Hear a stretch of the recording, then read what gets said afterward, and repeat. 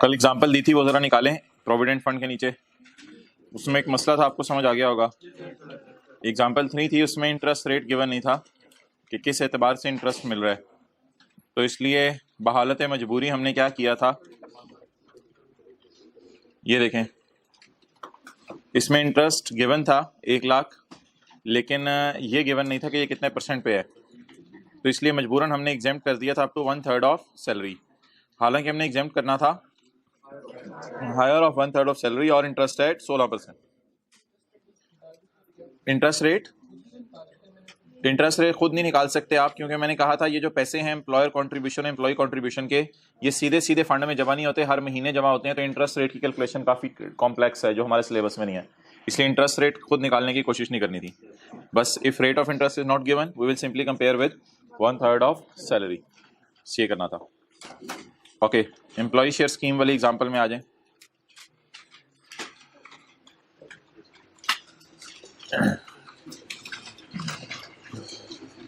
Page number 90।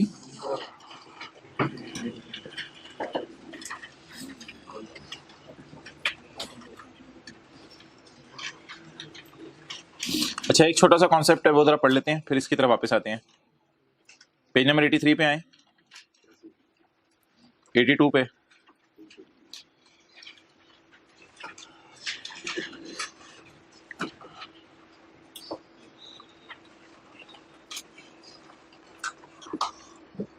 अच्छा, ये बड़ी बात इंपॉर्टेंट है, गौर से सुननी है।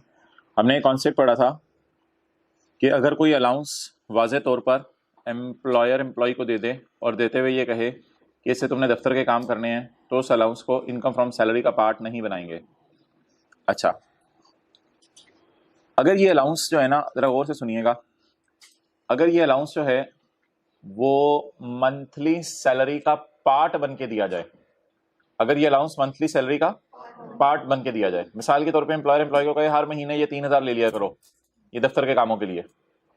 अब ऐसी सूरत में लॉ मेकर को पता नहीं क्यों गुस्सा चढ़ा है, और वो कहते हैं ऐसी सूरत में जो भी पैसे दिए गए एम्प्लॉयर को एम्प्लॉय की तरफ से, तो वो सैलरी का पार्ट होंगे, चाहे दफ्तर के कामों के लिए दिए हैं। ये जरा पढ़िएगा, any allowance solely expended in performance of official duty does not include, इस अलाउंस को ऑफिशियल ड्यूटी नहीं समझा जाएगा। ये लॉ में नई प्रोविजन आई है इस बार। Allowance which is paid in monthly salary, monthly salary के अंदर डाल के दे दिया जाए।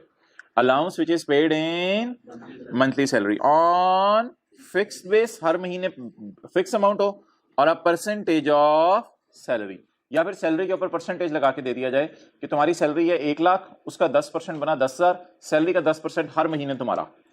ऐसी सूरत में ना असल में एम्प्लॉय ऑफिशियल ड्यूटी करे ना करे वो अलाउंस उसे मिलता है, क्योंकि अब तो फिक्स सैलरी का पार्ट बन के मिल गया, तो फिर आप उसे इनकम फ्रॉम सैलरी में ही पड़ा रहने देंगे, उसे सैलरी से एक्सक्लूड नहीं करेंगे। तो आप जरा रिवाइज कर लें सारी बात जो पहले दिन को मिला के जो है वो बात हुई थी। ये 3rd और 4th रो में ना एक ही दफ़ा जगह बना दें ना, एंड तक मसला होता रहेगा। कल से कोशिश किया करें शुरू से ही, अभी भी आपने जगह नहीं बनाई, एक ही दफ़ा जगह बना दें।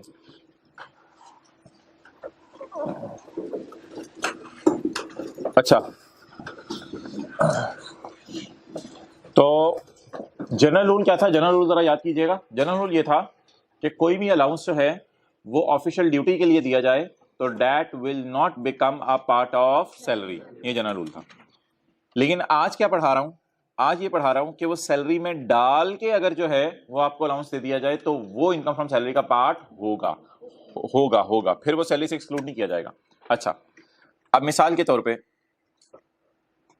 ये देखें, ये हमने पेज 124 पे एग्जांपल की थी, पेज 124 पे पॉइंट 3, इसमें क्या पढ़ा था, a special allowance of 50,000 was paid to meet expenses to be incurred in performing official duties. क्या ये मंथली ये पेज नंबर 124 पे की थी, क्या ये मंथली सैलरी में डाल के उसका पार्ट बना के दे रहा है ये पैसे, या अलग से एम्प्लॉय को ऑफिशियल ड्यूटी पे भेज रहा है तो दे रहा है? अलग से दे रहा है एम्प्लॉय को ऑफिशियल ड्यूटी पे भेजने के लिए, या मंथली सैलरी का पार्ट बना के दे रहा है? और अगर लिखा होता है बेसिक सैलरी पर मंथ के साथ ब्रैकेट में कि 5,000 पर मंथ ऑफिशियल ड्यूटी के लिए दे रहा है, तो फिर तो सैलरी का पार्ट बना के देता। फिर हमारी अकल में बात फिट हो या ना हो, हमने इसको सैलरी में ही पड़े रहने देना है। तो जनरल रूल ये है कि ऑफिशियल ड्यूटी सैलरी का पार्ट नहीं है, लेकिन अगर महीने की सैलरी में डाल के वो साथ ही देने लग जाए तो फिर ऐसी सूरत में अगर हर महीने वो एम्प्लॉयर दे रहा है और सैलरी की परसेंटेज लगा के दे रहा है या एक फिक्स्ड अमाउंट दे रहा है, यानी हर महीने 5,000 दे रहा है या फिर सैलरी ₹1,00,000 है तो सैलरी पे 10% लगा के 10,000 रुपया हर महीने दे रहा है, तो उस अलाउंस को इनकम फ्रॉम सैलरी का पार्ट बनाएंगे।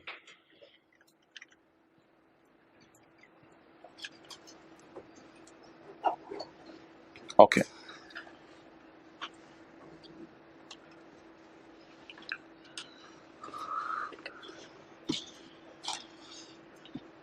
Allowance which is paid in monthly salary और ऑन फिक्स्ड बेस और परसेंटेज ऑफ अ सैलरी। अच्छा, एक बात और है, एक और अलाउंस है जो ऑफिशियल ड्यूटी वाला है, वो ऑफिशियल ड्यूटी वाला अलाउंस नहीं समझा जाएगा और उसको भी सैलरी में ऐड किया जाएगा। वो ये है कि एम्प्लॉयर ने एम्प्लॉय को कोई अलाउंस दिया ऑफिशियल ड्यूटी के लिए और बाद में ना एम्प्लॉय ने वो अलाउंस वहाँ इस्तेमाल ही नहीं किया, सारा घर में इस्तेमाल कर लिया। बाद में एम्प्लॉयर को भी आके बता दिया यार वो दफ्तर के काम में इस्तेमाल नहीं हुआ था, वो पैसा कहीं और खर्च हो गया घर में मेरे से। आप बता दें कि ये अलाउंस सैलरी का पार्ट बनना चाहिए या नहीं बनना चाहिए? ये तो बनना चाहिए। Allowance which is not wholly exclusively necessarily और actually spent on behalf of, तो स्पेंड नहीं किया आपने बिहाफ ऑफ एम्प्लॉयर, पैसे पकड़ लिए लेकिन बाद में स्पेंड नहीं किया किसके बिहाफ पे? एम्प्लॉयर के लिए। तो फिर ऐसी सूरत में अलाउंस को सैलरी का पार्ट बनाया जाए या इसको सैलरी से निकाल दिया जाए? सैलरी का पार्ट बनाया जाए। Allowance which is not Holi and exclusively necessarily जरूरी तौर पे और एक्चुअली और हकीकत में spent on behalf of employer which is not spent on behalf of employer, तो फिर तो ऑब्वियस सी बात है यार, अगर आप हाईलाइट करें विच is not spent on behalf of employer, जो एम्प्लॉयर के बिहाफ पे इसने स्पेंड नहीं किया, तो इसको सैलरी का पार्ट बोले बोले बोले बोले बनाया जाएगा, इसको सैलरी का पार्ट बनाया जाएगा। जल्दी लगा। ओके, वापस आ जाएंगे एम्प्लॉय शेयर स्कीम में। इसको इंशाल्लाह ना न्यूमेरिकल्स में ध्यान में रखिएगा, फिर चैप्टर 19 में न्यूमेरिकल्स आएंगे तो इसकी और रिवीजन हो जाएगी। ठीक है, अभी थोड़ा सा कॉन्सेप्ट दे दिया बस, इस पे ज़्यादा सवाल भी नहीं जहन में लाने, जब न्यूमेरिकल्स आएंगे ना तो इसकी रिवीजन हो जाएगी। जी किस पेज पे हैं? कल एक एग्जाम्पल शुरू की थी पेज 99 पे।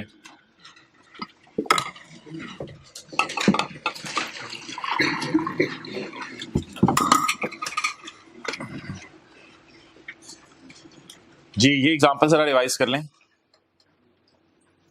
रजिस्टर से एक सफा लें।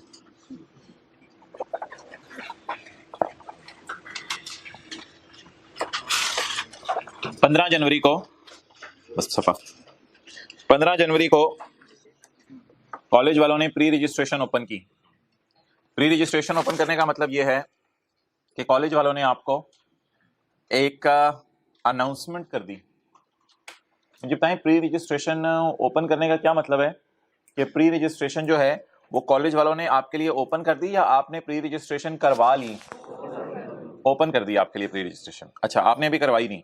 17 जनवरी को आप हजरात गए, जो कल नहीं आए थे वो अटेंटिव रहिएगा। 17 जनवरी को आप गए और आपने जाके पे किए 4,000 रुपये। आपने 4,000 रुपये पे किए फॉर एक्वायरिंग राइट। आपने राइट एक्वायर करने के लिए जो है वो 4,000 रुपये पे किए, और जैसे ही आपने ये 4,000 रुपये पे किए तो उन्होंने आपको एक कागज का टुकड़ा दे दिया। एक कागज का टुकड़ा दे दिया। उस कागज के टुकड़े के ऊपर क्या लिखा हुआ था? राइट। राइट क्या मतलब? You have right to purchase the seat. आपके पास अभी बैठने का हक नहीं आया, आपको राइट मिल गया है कि आप क्या बाय कर सकते हैं। जब क्लासेस शुरू होंगी तो वहां सीट बाय कर सकते हैं। अभी इस कागज के टुकड़े की बुनियाद पे अगर आप जो है वो कॉलेज के अंदर आके सीट पे बैठना चाहें क्लास में, तो हम आपको नहीं बैठने देंगे। तो आपने पे किया 4,000 रुपये फॉर एक्वायरिंग द राइट। एक राइट एक्वायर करने के लिए आपने 4,000 रुपये पे किए, और फिर अगला दिन आया, चंद दिन गुजरे अगला महीना आया, उससे अगला महीना आया, 25 मार्च को आपने 14,000 रुपये और दिए, और 14,000 रुपये देखे आपने क्या बाय कर ली? सीट बाय कर ली। ओके मोहतरम, इसी तरह एम्प्लॉय शेयर स्कीम के अंदर होता है। एम्प्लॉय शेयर स्कीम के अंदर सबसे पहले आप एक हक खरीदते हैं, आप एक राइट खरीदते हैं। राइट का मतलब होता है प्री रजिस्ट्रेशन। आप अपनी प्री रजिस्ट्रेशन करवाते हैं कि मैं कंपनी का मालिक बनना चाहता हूं। तो कंपनी कहती है अगर तुम कंपनी के मालिक बनना चाहते हो तो कुछ प्री रजिस्ट्रेशन करवाओ, फिर शेयर बाद में खरीदना। तो फिर बाद में कहीं जाके आप कंपनी के शेयर खरीदते हैं और मालिक बनते हैं। इस बुनियाद पे कल वाले सवाल को जरा दोबारा पढ़ते हैं। ये पेज नंबर 99 पे क्वेश्चन नंबर 2 है। तो mister Atif purchased the right, Atif purchase the right to purchase 5000 shares by paying ₹2000। तो ये अगर कंपनी है, ये हमारे सामने कंपनी है और मैं इसका एम्प्लॉय हूं आतिफ, तो मैं इसके पास जाऊंगा और जेब से मैं निकालूंगा 2000 रुपये, जेब से 2000 रुपये निकालूंगा, 2000 रुपये निकाल के जमा करवाऊंगा किसको? कंपनी को। जब कंपनी को 2000 जमा करवा दूंगा तो ये 2000 चले गए, ना ना ना इसे बंद करो या अभी सब्र करो, साइड में रख दो, फिर ये किताब से उठाओगे फिर शोर होगा इसका। अच्छा, तो मैं ये 2000 पे जाऊंगा, 2000 रुपये कंपनी को जमा करवाऊंगा और ये 2000 रुपये कंपनी के पास चले गए और कंपनी मुझे एक कागज का टुकड़ा दे देगी जिसे मैं कहूंगा राइट। अब ये राइट जो है वो मैं लोगों को दिखाता फिरूंगा कि मोहतरम मेरे पास कंपनी के मालिक बनने का हक है, मेरे पास कंपनी के मालिक बनने का हक है। अब ये राइट वाला सफा जो है वो मैं जेब में डाल लूंगा अपने। अब मैं जेब में डाल के लोगों को दिखाता फिरूंगा कि मेरे पास कंपनी के मालिक बनने का हक है, मैंने क्या करवा ली है? प्री रजिस्ट्रेशन करवा ली है। ओके, पढ़ें जी आगे। Mister Atif purchase the right to purchase 5000 shares by paying ₹2000। फिलहाल कितने पैसे दिए हैं मैंने? 2000 रुपए दिए। Right is purchase on 20 August 13। Right किसने खरीदा गया जी? 20 अगस्त 13। तो 20 अगस्त 13 सोचे ना, 20 अगस्त 13, यकम जुलाई 13 वाला जो साल है उसमें जुलाई का महीना गुजरेगा, अगस्त के 20 दिन गुजरेंगे, तो आ जाएगा 20 अगस्त 13। तो 20 अगस्त 13 को मैंने क्या एक्वायर कर लिया मोहतरम? राइट एक्वायर कर लिया। तो याद रखिएगा मोहतरम, जिस दिन आप राइट एक्वायर करेंगे उस दिन कोई टैक्स कॉन्सिक्वेंसेज नहीं होंगे, यानी इनकम फ्रॉम सैलरी में कुछ भी ऐड नहीं होगा। क्लियर? क्योंकि आपके पास अभी बस एक कागज का टुकड़ा आया है, प्री रजिस्ट्रेशन से आई, आप कंपनी के मालिक बन गए हैं। बोले बोले बोले नहीं, वो इसी तरह आपने एक प्री रजिस्ट्रेशन करवाई, आप सीट नहीं मिली आपको भी। On 25 June 2015 he exercised the right and purchased the shares by paying rupees, exercised the right and purchased the shares by paying 334 per share।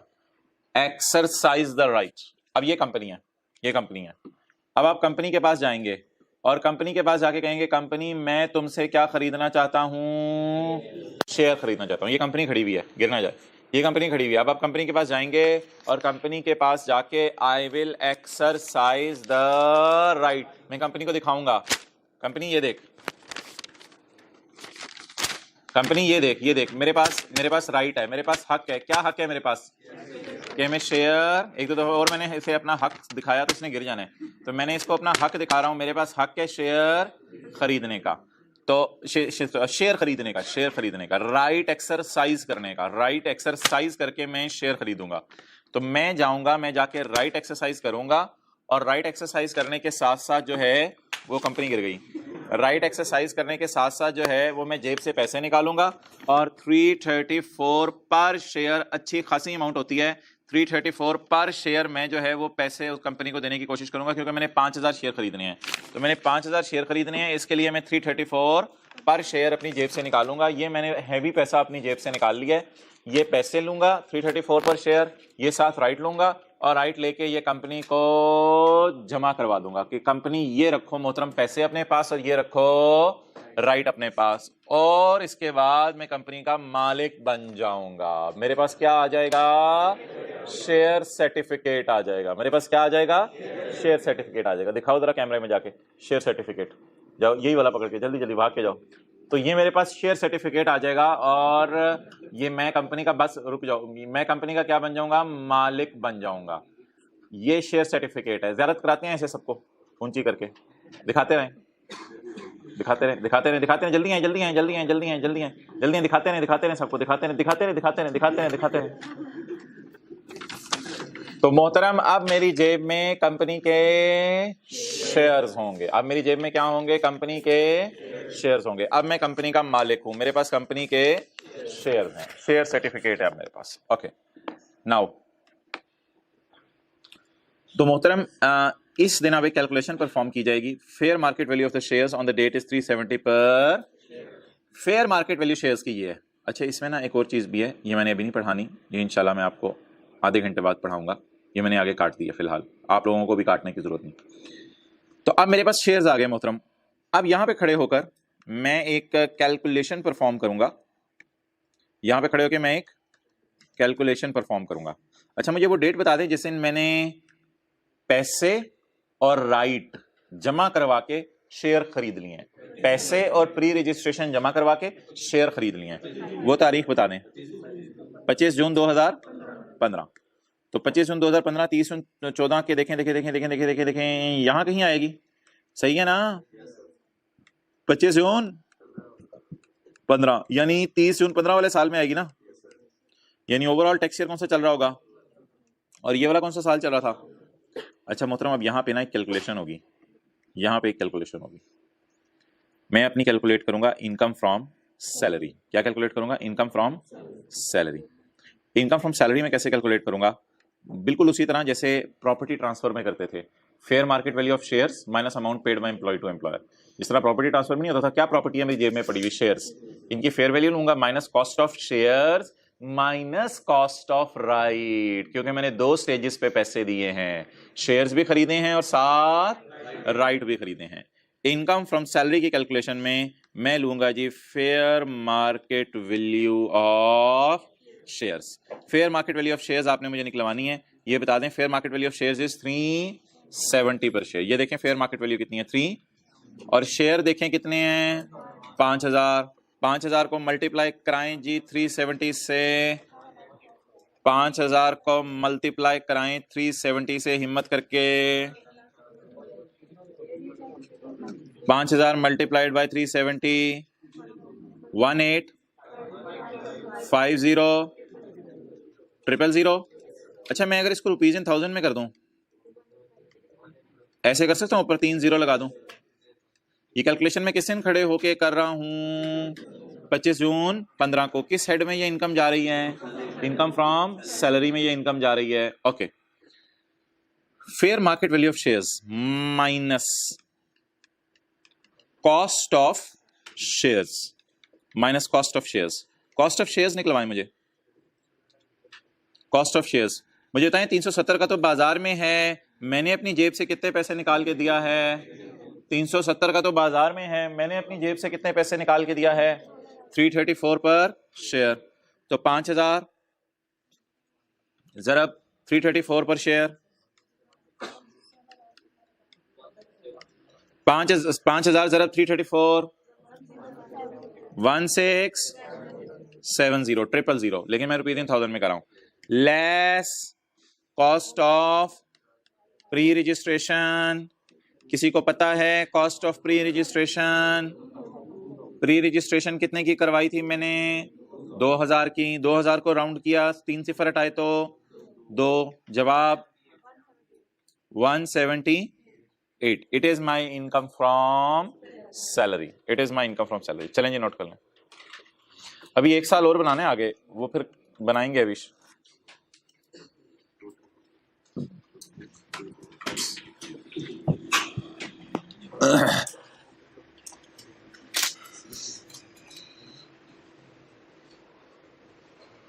Ji formula क्या बना?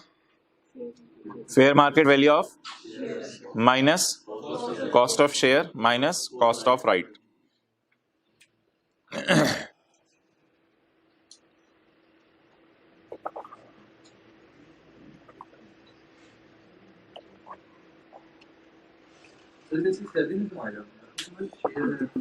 एम्प्लॉयर एम्प्लॉय रिलेशन की वजह से 334 वाला शेयर 370 वाला शेयर 334 में। Capital gain कैसे होगा? शेयर बेचे हैं या मिले हैं? मेरी जेब में पड़े हुए अजीब लोग हैं। कैपिटल गेन वालों को खुदा का खौफ करो, ऐसे नहीं जेब में शेयर डाले हुए। हर क्लास वाले ये कॉन्सेप्ट पूछते हैं, इसलिए मैं जेब में ऊपर डाल के रखता हूँ ये शेयर, ताकि किसी को डाउट ही ना हो। कैपिटल गेन में कैसे जा सकता है यार? ये तो शेयर भी मिले हैं। कैपिटल गेन में तो तब जाते हैं जब शेयर बिकते हैं। अभी कहाँ बिके हैं? अभी तो मिले हैं शेयर्स।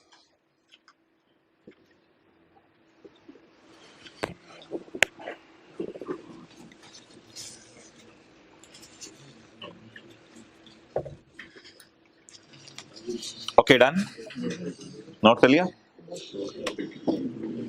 ये भी लिख लिया, पहले साल सैलरी में कुछ ऐड नहीं होगा।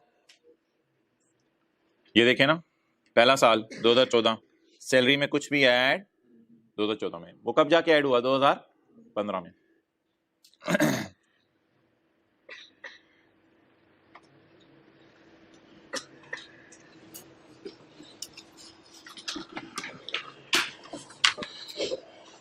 अच्छा जी, अब आप मुझे बताएं कि जब मैं इस डेट को खड़ा हूं तब तो मेरी जेब में ना राइट है और ना शेयर्स हैं। इस डेट को मैं खड़ा हूं, ना मेरी जेब में राइट है ना शेयर्स हैं। अच्छा, यकम जुलाई 13 की तारीख के बाद आया 20 अगस्त 13। तो 20 अगस्त 13 को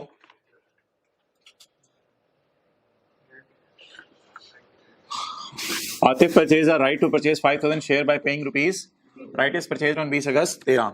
20 अगस्त 13 को इस दिन मेरी जेब से पैसे गए होंगे और पैसे जाके मेरी जेब में क्या आ गए होंगे, राइट। इस दिन मेरी जेब में क्या है, राइट, 20 अगस्त 13 को। फिर मेरी जेब में क्या रहे इस दिन भी, इस दिन भी मेरी जेब में क्या है, इस दिन भी मेरी जेब में क्या है, इस दिन भी मेरी जेब में क्या है, राइट। जब ये तारीख आएगी तो मैं जेब से राइट निकालूंगा, हैवी पैसे निकालूंगा और पैसे निकाल के राइट एक्सरसाइज करूंगा और शेयर परचेज करूंगा। राइट क्या करूंगा, एक्सरसाइज और शेयर परचेज। अब ये मैं राइट एक्सरसाइज करने के लिए हैवी पैसे निकालूंगा ताकि मैं शेयर परचेज करूं। अब 25 जून 15 को मेरे पास क्या है, शेयर्स। अब पता नहीं कब तक मेरी जेब में ये शेयर्स रहेंगे।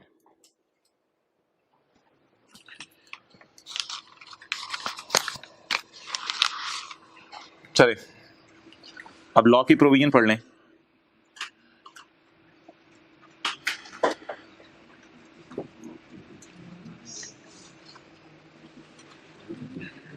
Page number 94,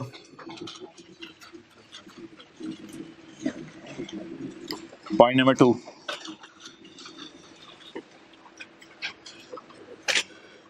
Where shares are issued to an employee under an employee share scheme। ये देख लें, मुझे शेयर इशू हो चुके हैं under an employ share scheme. Where shares are, right नहीं, कागज का टुकड़ा नहीं, share certificate proper. Where shares are issue to an employ under an including as a result of exercise of option. इसमें यह भी शामिल है कि आप ऑप्शन एक्सरसाइज कर लें, जैसे हमने ऑप्शन या राइट एक्सरसाइज किया था। Following amount is chargeable. नीचे आए, fair market value of the shares minus cost of right.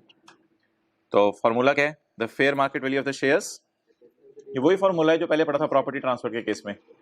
तो fair market value of property minus amount paid by employ to employer at the date of issue, less consideration given by employee for the shares and for the consideration given क्या होता है, amount given by employee for the shares and for the rights। clear?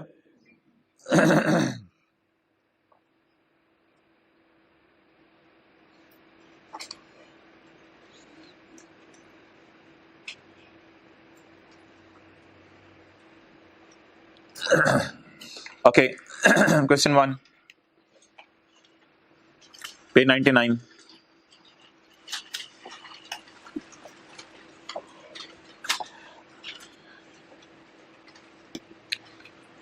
A company has launched an employee share scheme। एक company ने launch किया एक employ share scheme. Mister Umar bought the right to purchase shares on 25 June 13 by paying rupees. मुझे बता दें अभी तक आपको क्या फीलिंग नजर आ रही है कि उमर ने प्री रजिस्ट्रेशन कराई है या उमर ने शेयर खरीद लिए हैं। ये ब्रॉट नहीं बॉट होना चाहिए था। अच्छा, तो उमर ने प्री रजिस्ट्रेशन करवाई है या उमर ने शेयर खरीद लिए हैं। Umar bought the right to purchase shares by paying rupees 5000। किस तारीख को, 25 जून 2013। He exercised the right to purchase 3000 shares on 31 August 2013 at exercise price of rupees 120 per share। ये एक्सरसाइज प्राइस क्या लफ्ज है, eight exercise price of 120 per share. नहीं, fair market value नहीं है, बिल्कुल नहीं है। ये फेयर मार्केट वैल्यू तो कहीं और गिवन है।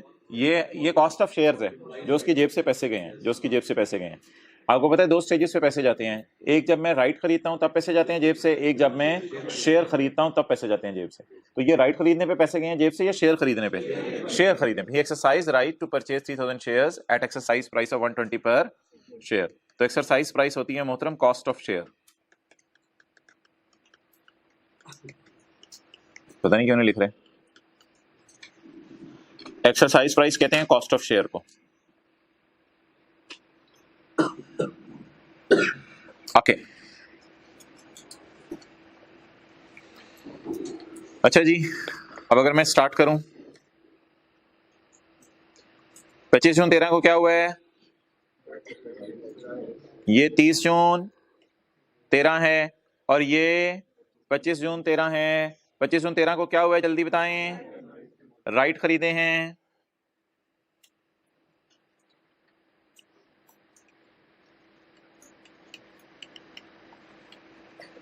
इस दिन क्या हुआ है?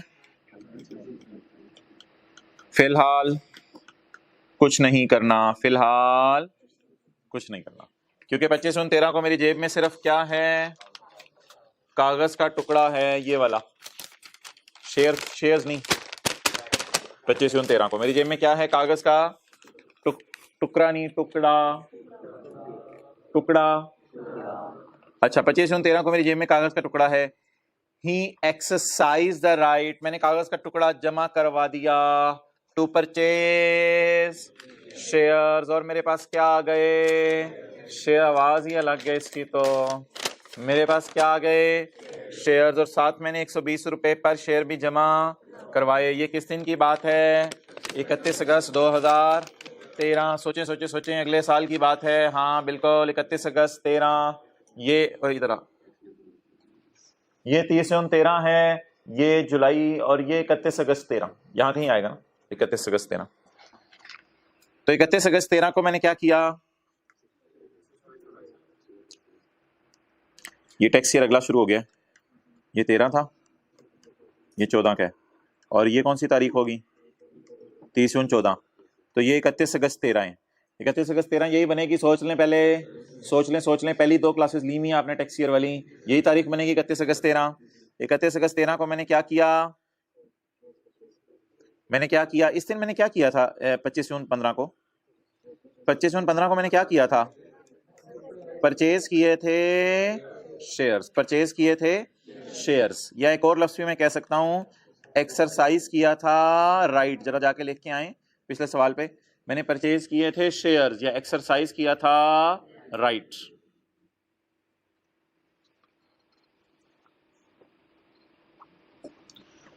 शेयर्स परचेज किए थे या राइट एक्सरसाइज किया था 25 जून 15 को पिछले सवाल में।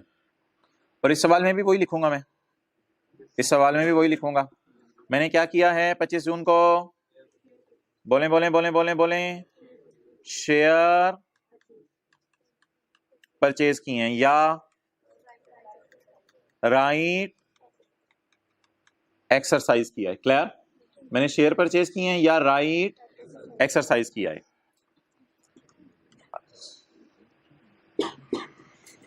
अब आप बता दें जी, 25 जून 13 को, सॉरी 31 अगस्त 13 को, 31 अगस्त 13 को मेरी जेब में इस वक्त क्या है? बताएं। 31 अगस्त 13 को मेरी जेब में प्री रजिस्ट्रेशन है या शेयर्स हैं। तो he exercise the right to purchase 3000 shares on 31 अगस्त 13 at exercise price of rupees, according to scheme के मुताबिक he was not allowed to transfer the shares before completion of 2 years। Scheme के मुताबिक ये 2 साल तक शेयर्स बेच, अब मोहतरम स्कीम के मुताबिक मैं ये शेयर 2 साल तक नहीं बेच सकता, इसलिए 31 अगस्त 13 को जब मेरे पास शेयर आएंगे तो शेयर आते ही 31 अगस्त 13 को मैं जेब में अंदर करके डालूंगा। और बोलें वो शेयर ही क्या जो बेच ना सकें। बोलें 31 अगस्त 13 को बोलें वो शेयर ही क्या जो, और वक्तन फवक्तन मैं जियारत करता रहूंगा। यार जबरदस्त यार, लुट मची है यार, क्या शेयर हैं यार। लेकिन फिर इनके ऊपर हाथ रख लूंगा, वो शेयर ही क्या जो बेच ना सकें। लेकिन है तो सही ना। ये कितने साल तक मैं ऐसा करता रहूंगा? सुबह उठ के 2 साल तक मैं रोजाना ऐसा करता रहूंगा, वो शेयर ही क्या जो बेच ना सकें। 31 अगस्त 13 तक शेयर्स के ऊपर रिस्ट्रिक्शन लग गई है। क्या रिस्ट्रिक्शन लग गई है? क्या आप इनको 2 साल तक, तो मोहतरम क्या मैं कह सकता हूं ये विद रिस्ट्रिक्शन वाले शेयर्स हैं? क्या ये विद रिस्ट्रिक्शंस वाले शेयर हैं?